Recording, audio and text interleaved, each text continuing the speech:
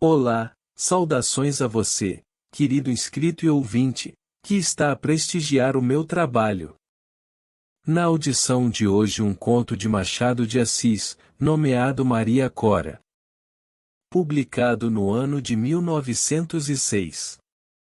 Por gentileza, se o meu trabalho lhe trouxe agrado, deixe seu like e se inscreva no canal. Caso obteve uma experiência de desagrado, deixe nos comentários, pois a vossa avaliação será considerada e aplicada. Desde já, agradeço pela preferência e desejo-lhe uma excelente audição. Maria Cora. Capítulo 1. Uma noite, voltando para casa, trazia tanto sono que não dei corda ao relógio. Pode ser também que a vista de uma senhora que encontrei em casa do comendador T. contribuísse para aquele esquecimento, mas estas duas razões destroem-se.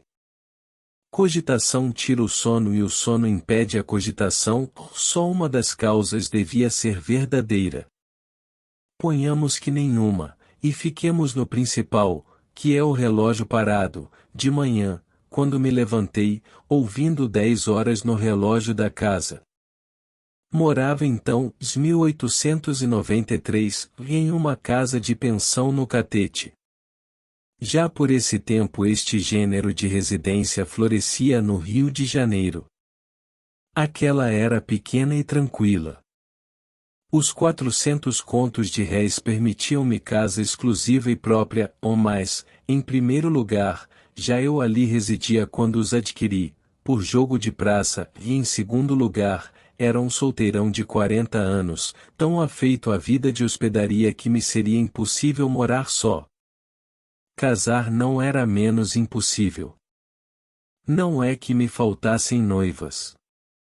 Desde os fins de 1891 mais de uma dama, e não das menos belas, olhou para mim com olhos brandos e amigos. Uma das filhas do comendador tratava-me com particular atenção.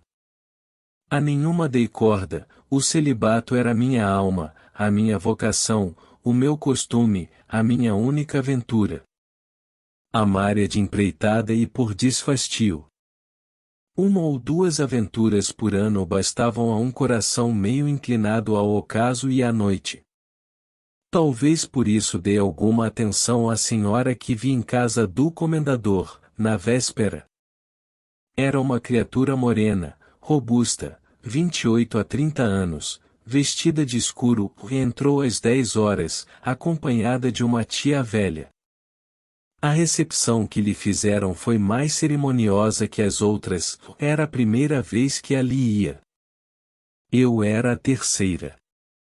Perguntei se era viúva. Não, é casada. Com quem? Com um estancieiro do Rio Grande. Chama-se ele Fonseca, ela Maria Cora. O marido não veio com ela? Está no Rio Grande. Não soube mais nada, mas a figura da dama interessou-me pelas graças físicas, que eram o oposto do que poderiam sonhar poetas românticos e artistas seráficos. Conversei com ela alguns minutos, sobre coisas indiferentes, mas suficientes para escutar-lhe a voz, que era musical, e saber que tinha opiniões republicanas. Deixou-me confessar que não as professava de espécie alguma, ou declarei-me vagamente pelo futuro do país. Quando ela falava, tinha um modo de umedecer os beiços, não sei se casual, mas gracioso e picante.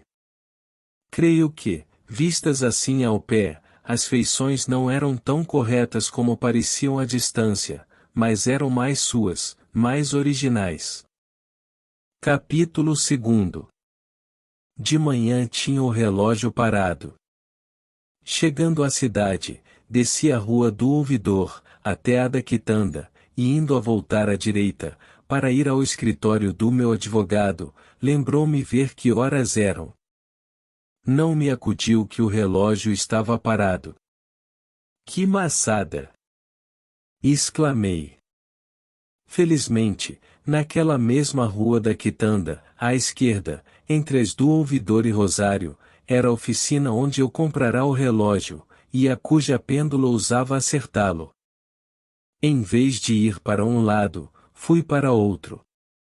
Era apenas meia hora, ou dei corda ao relógio, acertei-o, troquei 2 palavras com o oficial que estava ao balcão, e indo a sair, vi a porta de uma loja de novidades que ficava defronte, nem mais nem menos que a senhora de escuro que encontrara em casa do comendador.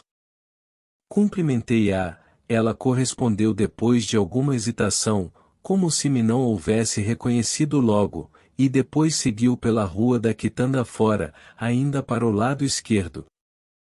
Como tivesse algum tempo ante mim, pouco menos de 30 minutos, dei-me a andar atrás de Maria Cora. Não digo que uma força violenta me levasse já, mas não posso esconder que cedi a qualquer impulso de curiosidade e desejo, era também um resto da juventude passada. Na rua, andando, vestida de escuro, como na véspera, Maria Cora pareceu-me ainda melhor.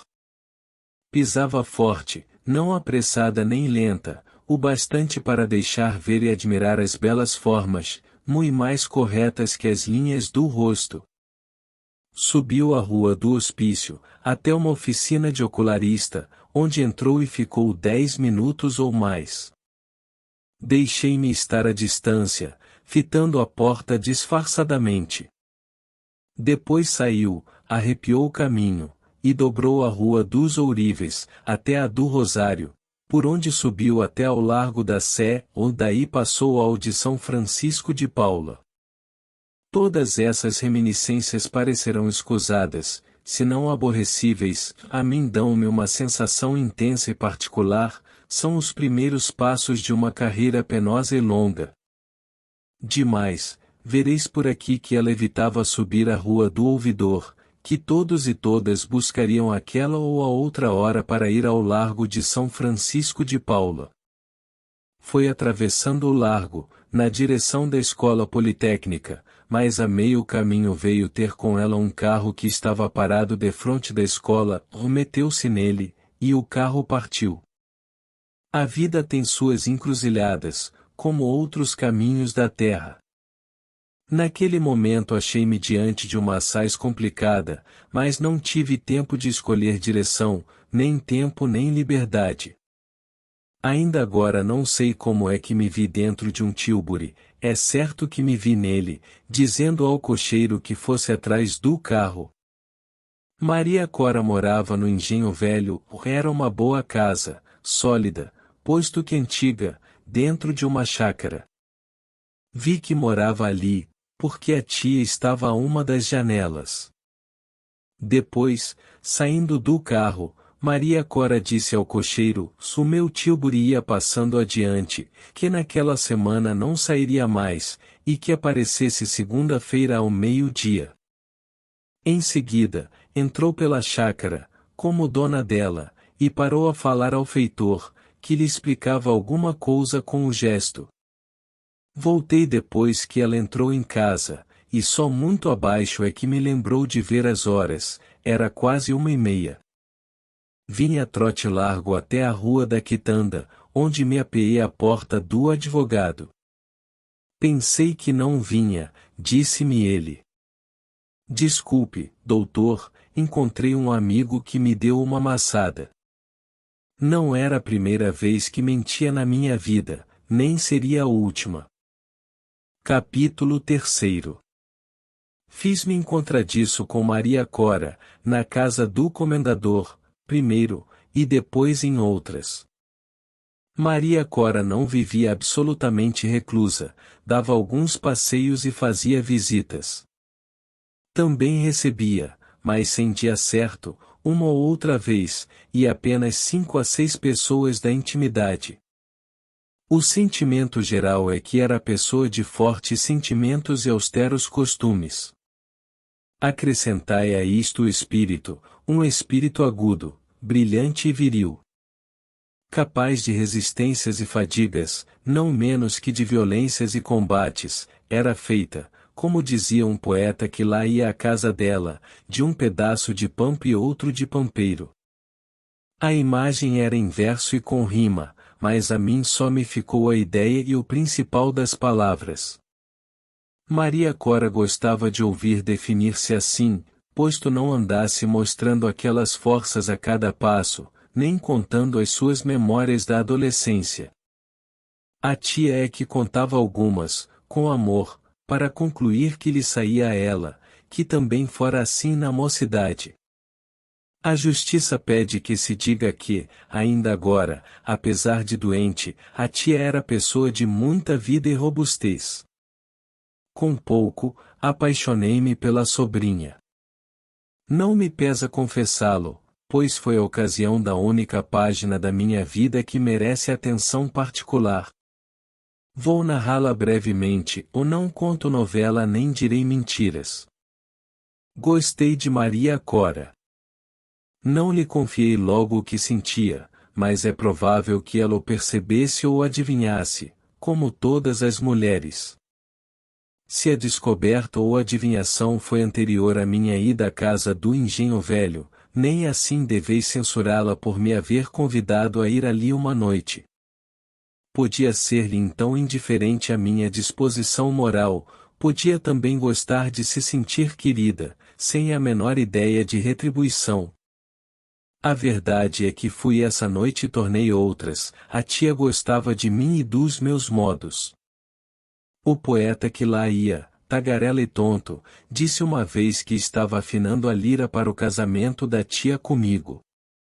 A tia riu-se, e eu, que queria as boas graças dela, não podia deixar de rir também, e o caso foi matéria de conversação por uma semana, mas já então o meu amor a outra tinha atingido ao cume. Soube, pouco depois, que Maria Cora vivia separada do marido.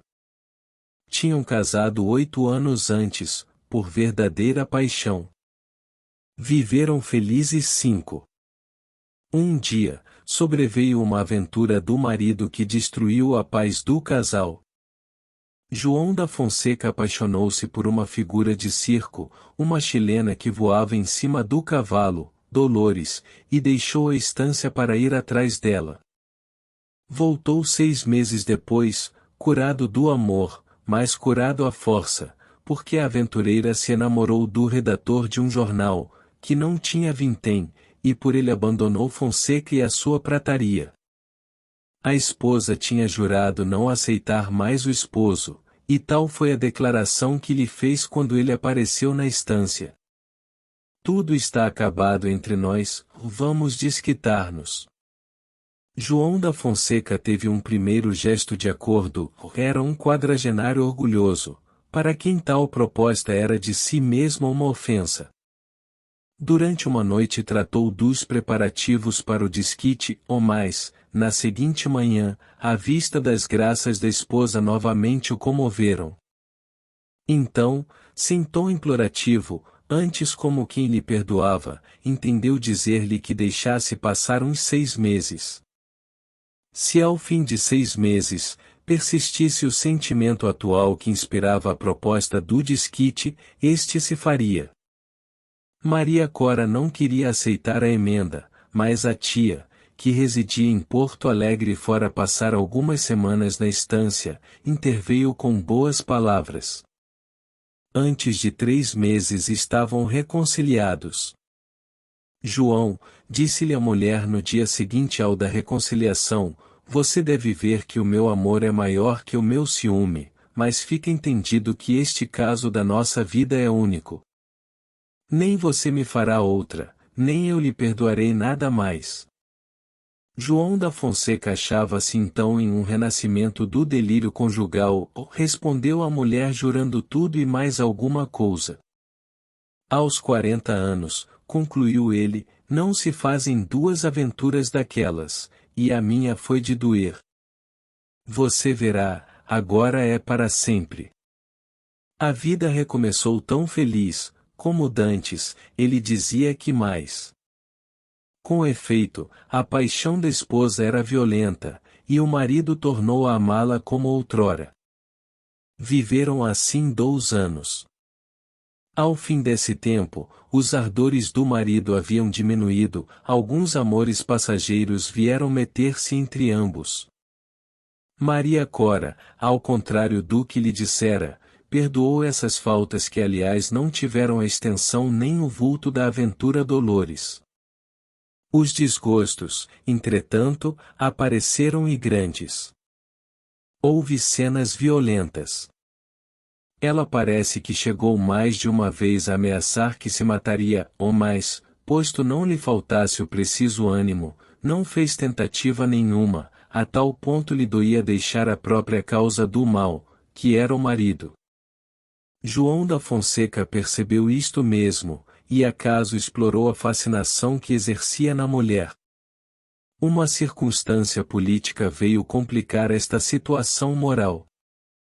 João da Fonseca era pelo lado da revolução, dava-se com vários dos seus chefes, e pessoalmente detestava alguns dos contrários. Maria Cora, por laços de família, era adversa aos federalistas. Esta oposição de sentimentos não seria bastante para separá-los, nem se pode dizer que, por si mesma, azedasse a vida dos dous. Embora a mulher, ardente em tudo, não o fosse menos em condenar a revolução, chamando nomes crus aos seus chefes e oficiais, e embora o marido, também excessivo, replicasse com igual ódio, os seus arrufos políticos apenas aumentariam os domésticos, e provavelmente não passariam dessa troca de conceitos, se uma nova Dolores, desta vez Prazeres, e não chilena nem saltimbanca, não revivesse os dias amargos de outro tempo. Prazeres era ligada ao Partido da Revolução, não só pelos sentimentos, como pelas relações da vida com um federalista. Eu a conheci pouco depois, era bela e airosa, o João da Fonseca era também um homem gentil e sedutor. Podiam amar-se fortemente, e assim foi. Vieram incidentes, mais ou menos graves, até que um decisivo determinou a separação do casal. Já cuidavam disto desde algum tempo, mas a reconciliação não seria impossível, apesar da palavra de Maria Cora, graças à intervenção da tia, esta havia insinuado à sobrinha que residisse 3 ou 4 meses no Rio de Janeiro ou em São Paulo. Sucedeu, porém, uma coisa triste de dizer. O marido, em um momento de desvario, ameaçou a mulher com o rebenque. Outra versão diz que ele tentará esganá-la. Quero crer que a verídica é a primeira, e que a segunda foi inventada para tirar a violência de João da Fonseca o que pudesse haver deprimente e vulgar. Maria Cora não disse mais uma só palavra ao marido. A separação foi imediata, a mulher veio com a tia para o Rio de Janeiro, depois de arranjados amigavelmente os interesses pecuniários. Demais, a tia era rica. João da Fonseca e Prazeres ficaram vivendo juntos uma vida de aventuras que não importa escrever aqui. Só uma coisa interessa diretamente a minha narração. Tempos depois da separação do casal, João da Fonseca estava alistado entre os revolucionários. A paixão política, posto que forte, não o levaria a pegar em armas, se não fosse uma espécie de desafio da parte de Prazeres, assim correu entre os amigos dele, mas ainda este ponto é obscuro. A versão é que ela, exasperada com o resultado de alguns combates, disse ao estancieiro que iria, disfarçada em homem, vestir farda de soldado e bater-se pela revolução. Era capaz disto, o amante disse-lhe que era uma loucura, ela acabou propondo-lhe que, nesse caso, fosse ele bater-se em vez dela, era uma grande prova de amor que lhe daria. Não te tenho dado tantas? Tem, sim, mas esta é a maior de todas, esta me fará cativa até a morte. Então agora ainda não é até a morte? Perguntou ele rindo. Não. Pode ser que as coisas se passassem assim. Prazeres era, com efeito, uma mulher caprichosa e imperiosa, e sabia prender um homem por laços de ferro. O federalista, de quem se separou para acompanhar João da Fonseca, depois de fazer tudo para reavê-la, passou a campanha oriental, onde dizem que vive pobremente, encanecido e envelhecido 20 anos, sem querer saber de mulheres nem de política. João da Fonseca acabou cedendo, ela pediu para acompanhá-lo, e até bater-se, se fosse preciso, e ele negou-lhe. A revolução triunfaria em breve, disse, vencidas as forças do governo, tornaria à estância, onde ela o esperaria. Na estância, não, respondeu Prazeres, espero-te em Porto Alegre. Capítulo 4. Não importa dizer o tempo que despendi nos inícios da minha paixão, mas não foi grande. A paixão cresceu rápida e forte. Afinal senti-me tão tomado dela que não pude mais guardá-la comigo, e resolvi declarar-lhe uma noite, ou mais a tia, que usava cochilar desde as 9 horas, se acordava às 4, daquela vez não pregou o olho, e, ainda que o fizesse, é provável que eu não alcançasse falar, tinha a voz presa e na rua senti uma vertigem igual à que me deu a primeira paixão da minha vida. Senhor Correia, não vá cair, disse a tia quando eu passei a varanda, despedindo-me. Deixe estar, não caio. Passei mal a noite, ou não pude dormir mais de 2 horas, aos pedaços, e antes das 5 estava em pé. É preciso acabar com isto. Exclamei. De fato, não parecia achar em Maria Cora mais que benevolência e perdão, mas era isso mesmo que a tornava apetecível. Todos os amores da minha vida tinham sido fáceis, e em nenhum encontrei resistência, a nenhuma deixei com dor ou alguma pena, é possível, e um pouco de recordação. Desta vez sentia-me tomado por ganchos de ferro.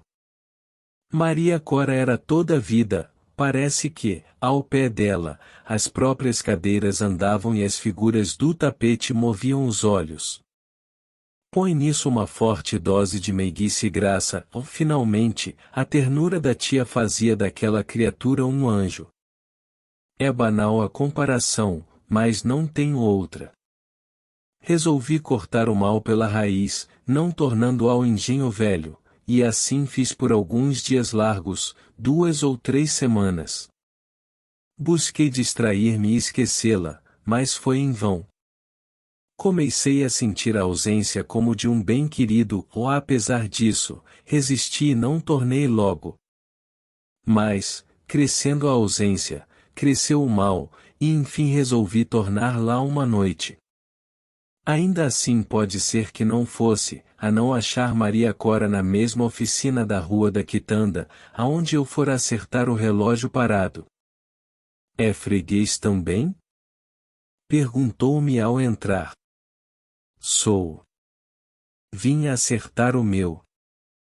Mas, por que não tem aparecido? E verdade, por que não voltou lá à casa? Completou a tia. Uns negócios, murmurei, mas, hoje mesmo contava ir lá. Hoje não, ou vá amanhã, disse a sobrinha. Hoje vamos passar a noite fora. Pareceu-me ler naquela palavra um convite a amá-la de vez, assim como a primeira trouxera um tom que presumi ser de saudade. Realmente, no dia seguinte, fui ao Engenho Velho. Maria Cora acolheu-me com a mesma boa vontade de antes. O poeta lá estava e contou-me em versos suspiros que a tia dera por mim.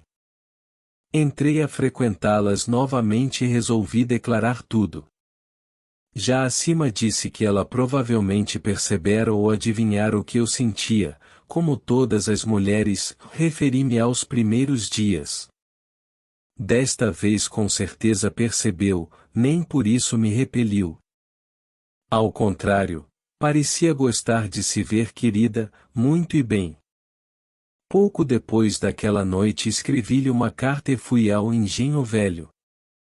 Achei-a um pouco retraída. A tia explicou-me que receberá notícias do Rio Grande que a afligiram.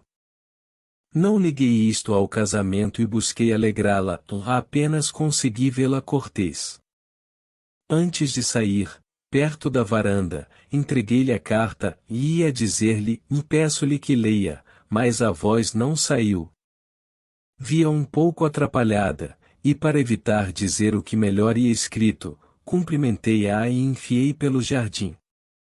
Pode imaginar-se a noite que passei, e o dia seguinte foi naturalmente igual à medida que a outra noite vinha. Pois, ainda assim, não tornei à casa dela, resolvi esperar 3 ou 4 dias, não que ela me escrevesse logo, mas que pensasse nos termos da resposta.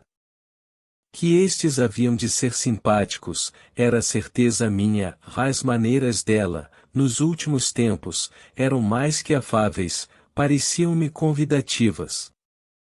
Não cheguei, porém, aos 4 dias, mal pude esperar 3. Na noite do terceiro fui ao Engenho Velho. Se disser que entrei trêmulo da primeira comoção, não minto. Achei-a ao piano, tocando para o poeta ouvir. A tia, na poltrona, pensava em não sei quê, mas eu quase não a vi, tal a minha primeira alucinação. Entre, Sr. Correia, disse esta, ou não caia em cima de mim. Perdão. Maria Cora não interrompeu a música, ao ver-me chegar, disse. Desculpe, se lhe não dou a mão, estou aqui servindo de musa a este senhor. Minutos depois, veio a mim, e estendeu-me a mão com tanta galhardia, que li nela a resposta, e estive quase a dar-lhe um agradecimento. Passaram-se alguns minutos, 15 ou 20. Ao fim desse tempo, ela pretextou um livro, que estava em cima das músicas, e pediu-me para dizer se o conhecia. Fomos ali ambos, e ela abriu-mo. Entre as 2 folhas estava um papel. Na outra noite, quando aqui esteve, deu-me esta carta, ou não podia dizer-me o que tem dentro. Não adivinha? Posso errar na adivinhação. É isso mesmo. Bem, mas eu sou uma senhora casada, e nem por estar separada do meu marido deixo de estar casada. O senhor ama-me, não é? Suponha, pelo melhor, que eu também o amo, ou nem por isso deixo de estar casada. Dizendo isto, entregou-me a carta, ou não fora aberta. Se estivéssemos sós, é possível que eu lhe lesse, mas a presença de estranhos impedia-me este recurso. Demais, era desnecessário, a resposta de Maria Cora era definitiva ou me pareceu tal. Peguei na carta. E antes de aguardar comigo. Não quer então ler? Não. Nem para ver os termos? Não. Imagine que lhe proponho ir combater contra seu marido, matá-lo e voltar, disse eu cada vez mais tonto. Propõe isto? Imagine. Não creio que ninguém me ame com tal força, concluiu sorrindo. Olhe, que estão reparando em nós. Dizendo isto, separou-se de mim, e foi ter com a tia e o poeta. Eu fiquei ainda alguns segundos com o livro na mão, como se deveras o examinasse, e afinal deixei-o, vim sentar-me defronte dela. Os 3 conversavam de coisas do Rio Grande, de combates entre federalistas e legalistas, e da vária sorte deles. O que eu então senti não se escreve, pelo menos, não o escrevo eu, que não sou romancista. Foi uma espécie de vertigem, um delírio, uma cena pavorosa e lúcida, um combate e uma glória. Imaginei-me no campo, entre uns e outros, combatendo os federalistas, e afinal matando João da Fonseca, voltando e casando-me com a viúva. Maria Cora contribuía para esta visão sedutora. Lá agora, que me recusará a carta, parecia-me mais bela que nunca, e a isto acrescia que se não mostrava zangada nem ofendida, tratava-me com igual carinho que antes, creio até que maior. Disto podia sair uma impressão dupla e contrária, uma de aquiescência tácita, outra de indiferença, mas eu só vi a primeira, e saí de lá completamente louco. O que então resolvi foi realmente de louco. As palavras de Maria Cora, e não creio que ninguém me ame com tal força, soavam-me aos ouvidos, como um desafio. Pensei nelas toda a noite, e no dia seguinte fui ao engenho velho, ou logo que tive ocasião de jurar-lhe a prova, Filo. Deixo tudo o que me interessa, a começar pela paz, com o único fim de lhe mostrar que a amo, e a quero só e santamente para mim. Vou combater a revolta. Maria Cora fez um gesto de deslumbramento. Daquela vez percebi que realmente gostava de mim, verdadeira paixão, e se fosse viúva, não casava com outro. Jurei novamente que ia para o sul. Ela, comovida, estendeu-me a mão. Estávamos em pleno romantismo. Quando eu nasci, os meus não acreditavam em outras provas de amor, e minha mãe contava-me os romances em versos de cavaleiros andantes que iam à Terra Santa libertar o sepulcro de Cristo por amor da fé e da sua dama. Estávamos em pleno romantismo. Capítulo 5.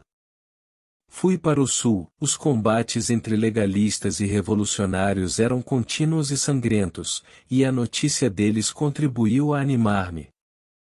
Entretanto, como nenhuma paixão política me animava a entrar na luta, força é confessar que por um instante me senti abatido e hesitei.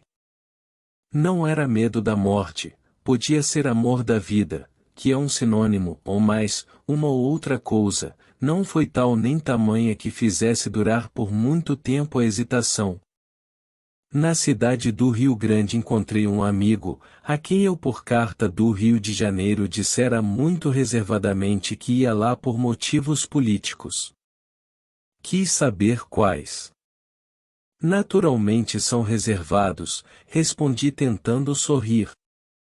Bem, mais uma coisa creio que posso saber, uma só, porque não sei absolutamente o que pense a tal respeito, nada havendo antes que me instrua.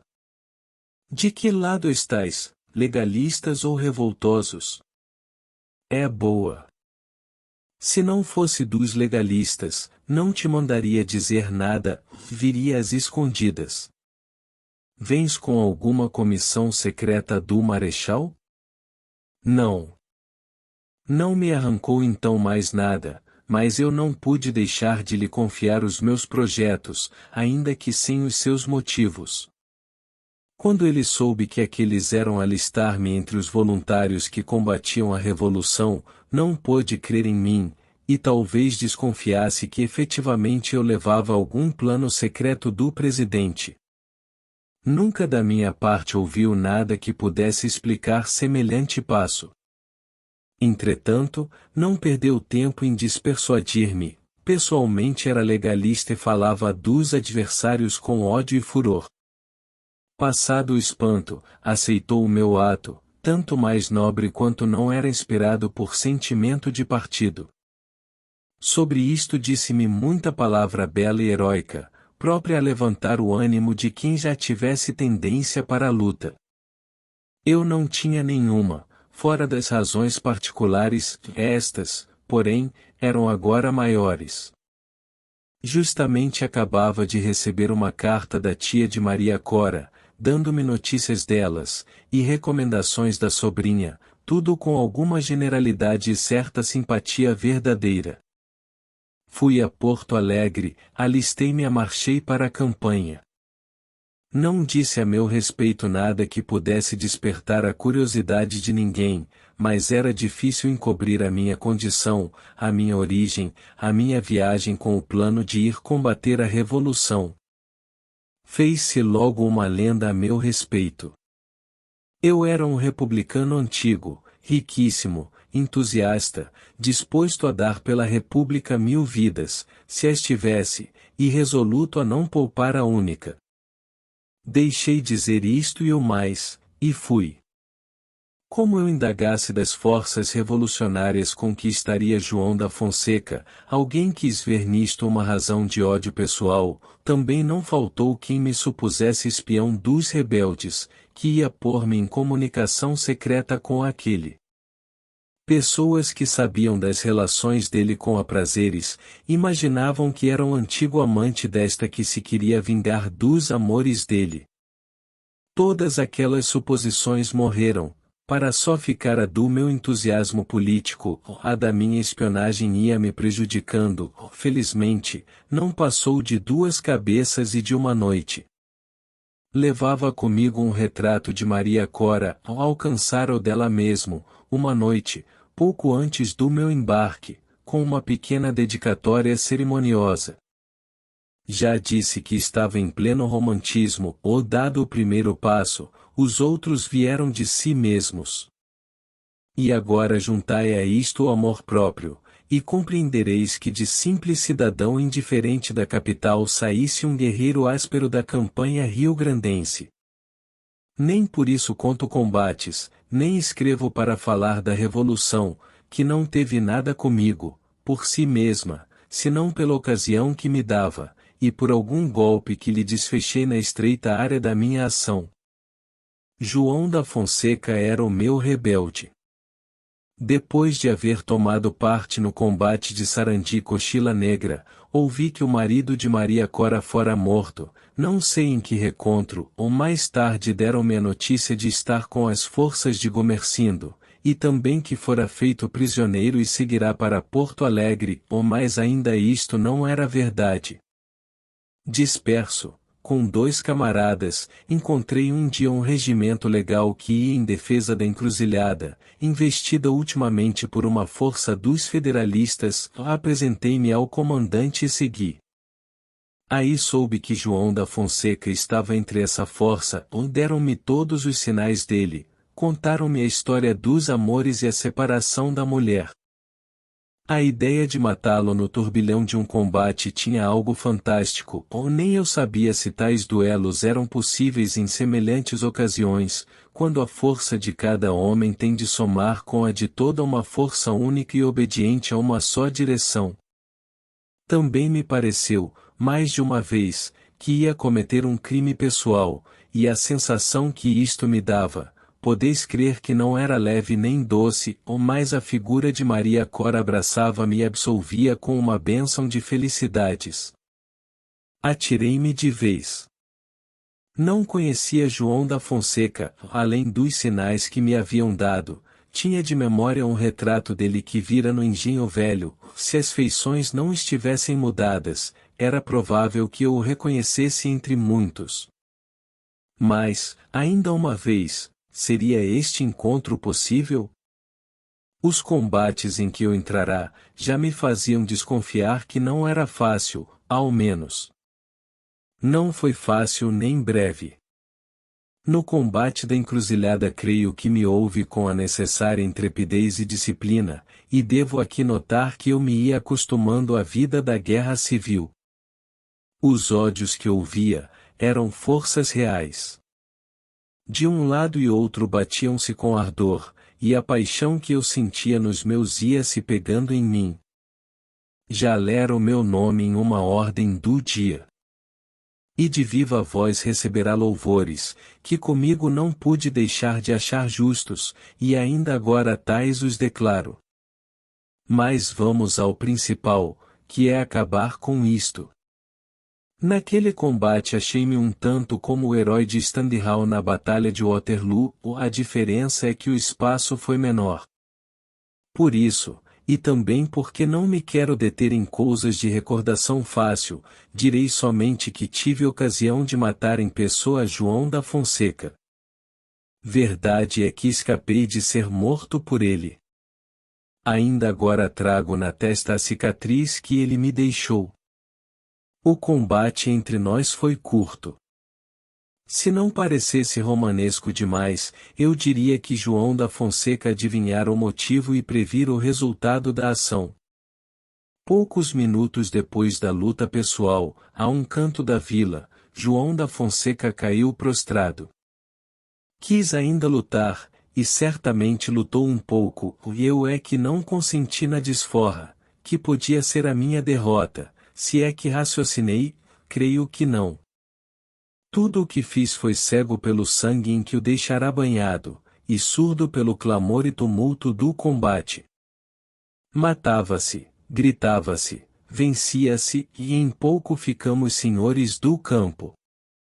Quando vi que João da Fonseca morrera deveras, voltei ao combate por instantes, a minha ebriedade cessara um pouco, e os motivos primários tornaram a dominar-me, como se fossem únicos. A figura de Maria Cora apareceu-me como um sorriso de aprovação e perdão, tudo foi rápido. A vez de ter lido que ali se apreenderam 3 ou 4 mulheres. Uma destas era Prazeres. Quando, acabado tudo, a Prazeres viu o cadáver do amante, fez uma cena que me encheu de ódio e de inveja. Pegou em si e deitou-se a abraçá-lo, as lágrimas que verteu, as palavras que disse, fizeram rir a uns, a outros, se não enterneceram, deram algum sentimento de admiração. Eu, como digo, achei-me tomado de inveja e ódio, mas também esse duplo sentimento desapareceu para não ficar nem admiração, ou acabei rindo. Prazeres, depois de honrar com dor a morte do amante, ficou sendo a federalista que já era, ou não vestia farda, como dissera ao desafiar João da Fonseca, quis ser prisioneira com os rebeldes e seguir com eles. É claro que não deixei logo as forças, bati-me ainda algumas vezes, mas a razão principal dominou, e abri mão das armas.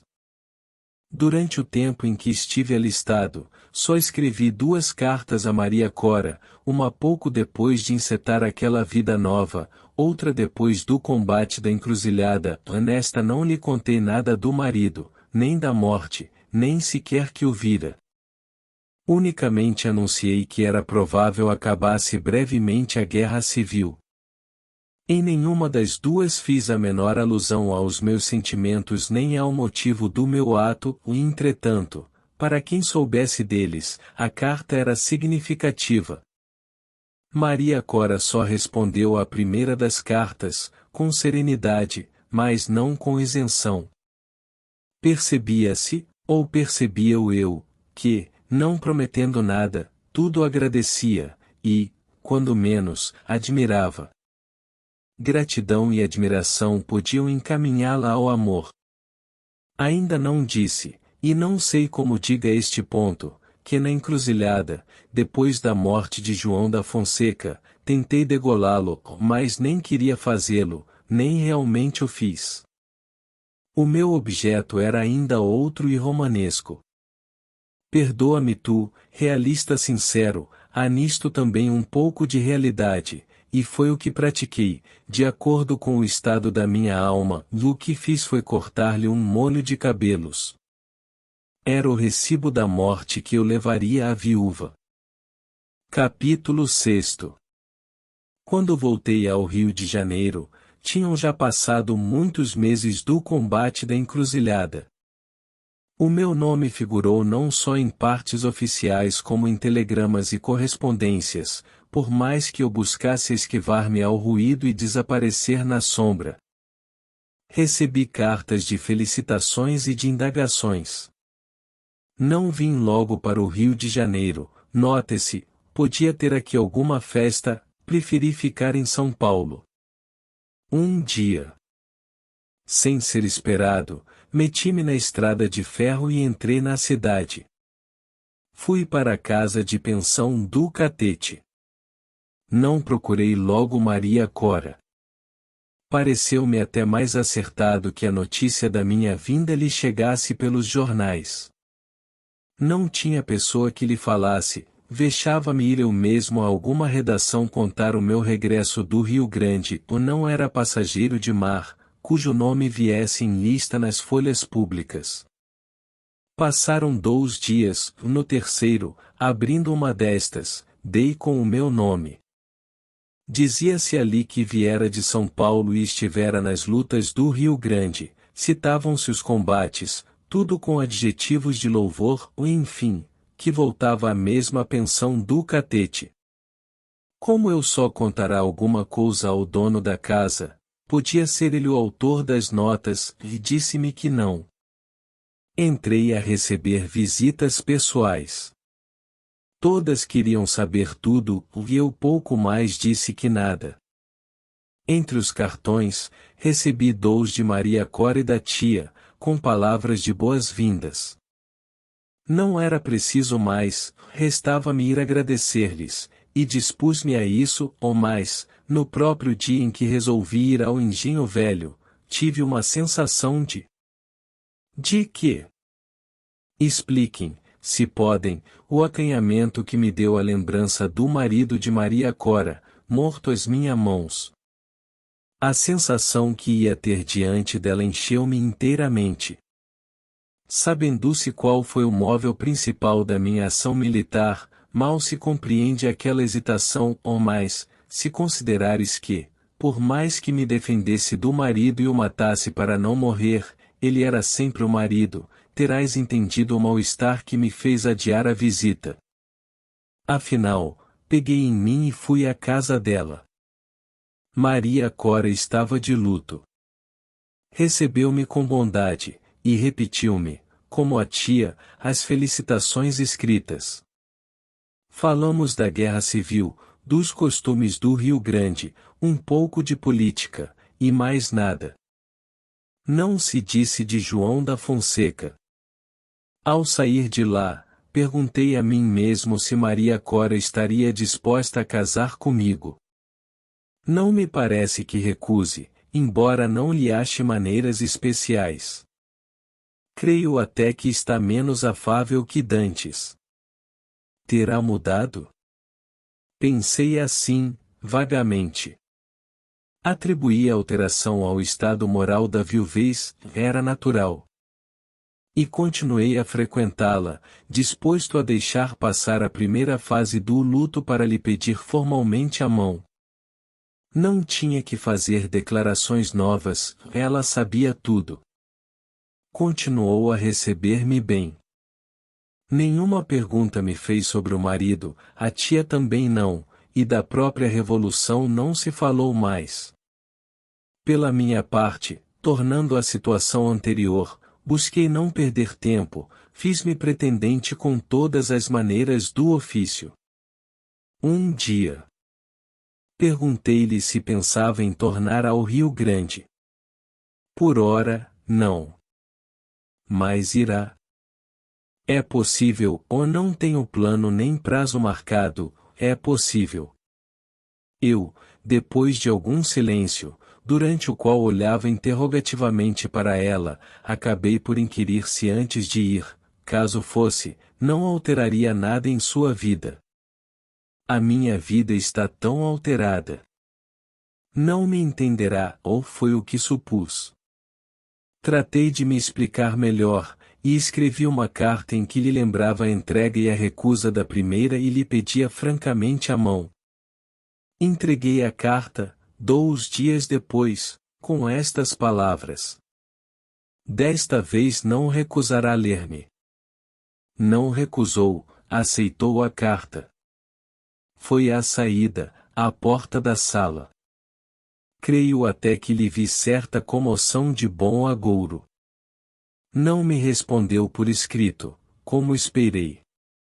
Passados 3 dias, estava tão ansioso que resolvi ir ao Engenho Velho.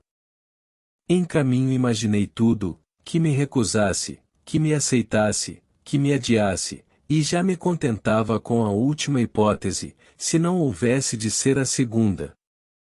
Não a achei em casa, tinha ido passar alguns dias na Tijuca. Saí de lá aborrecido. Pareceu-me que não queria absolutamente casar, mas então era mais simples dizê-lo ou escrevê-lo. Esta consideração trouxe-me esperanças novas. Tinha ainda presentes as palavras que me dissera, quando me devolveu a primeira carta, e eu lhe falei da minha paixão. Suponho que eu o amo, ou nem por isso deixo de ser uma senhora casada. Era claro que então gostava de mim, e agora mesmo não havia razão decisiva para crer o contrário, embora a aparência fosse um tanto fria. Ultimamente, entrei a crer que ainda gostava, um pouco por vaidade, um pouco por simpatia, e não sei se por gratidão também, tive alguns vestígios disso. Não obstante, não me deu resposta à segunda carta. Ao voltar da Tijuca, vinha menos expansiva, acaso mais triste. Tive eu mesmo de lhe falar na matéria, a resposta foi que por ora, estava disposta a não casar. Mas um dia. Perguntei depois de algum silêncio. Estarei velha. Mas então, e será muito tarde? Meu marido pode não estar morto. Espantou-me esta objeção. Mas a senhora está de luto. Tal foi a notícia que lhe me deram, pode não ser exata. Tenho visto desmentir outras que se reputavam certas. Quer certeza absoluta? Perguntei. Eu posso dá-la. Maria Cora empalideceu. Certeza. Certeza de quê? Queria que lhe contasse tudo, mas tudo. A situação era tão penosa para mim que não hesitei mais, e, depois de lhe dizer que era intenção minha não lhe contar nada, como não contará a ninguém, ia fazê-lo, unicamente para obedecer à intimação. E referi o combate, as suas fases todas, os riscos, as palavras, finalmente a morte de João da Fonseca. A ânsia com que me ouviu foi grande, e não menor o abatimento final. Ainda assim, dominou-se, e perguntou-me: Jura que me não está enganando? Para que a enganar? O que tenho feito é bastante para provar que sou sincero. Amanhã, trago-lhe outra prova, se é preciso mais alguma. Levei-lhe os cabelos que cortara ao cadáver. Contei-lhe, e confesso que o meu fim foi irritá-la contra a memória do defunto, contei-lhe o desespero da Prazeres. Descrevi essa mulher e as suas lágrimas. Maria Cora ouviu-me com os olhos grandes e perdidos, e estava ainda com ciúmes. Quando lhe mostrei os cabelos do marido, atirou-se a eles, recebeu-os, beijou-os, chorando, chorando, chorando. Entendi melhor sair e sair para sempre. Dias depois recebi a resposta à minha carta, recusava casar. Na resposta havia uma palavra que é a única razão de escrever esta narrativa, compreende que eu não podia aceitar a mão do homem que, embora lealmente, matou meu marido. Comparei-a àquela outra que me dissera antes, quando eu me propunha sair a combate, matá-lo e voltar, não creio que ninguém me ame com tal força. E foi essa palavra que me levou à guerra.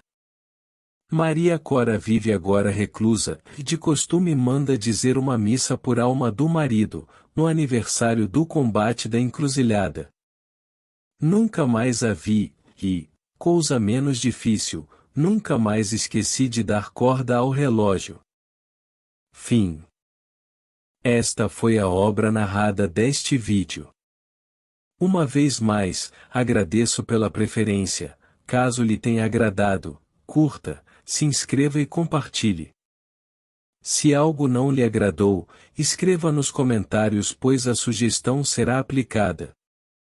Um grande abraço a você, querido inscrito e ouvinte. Até a próxima!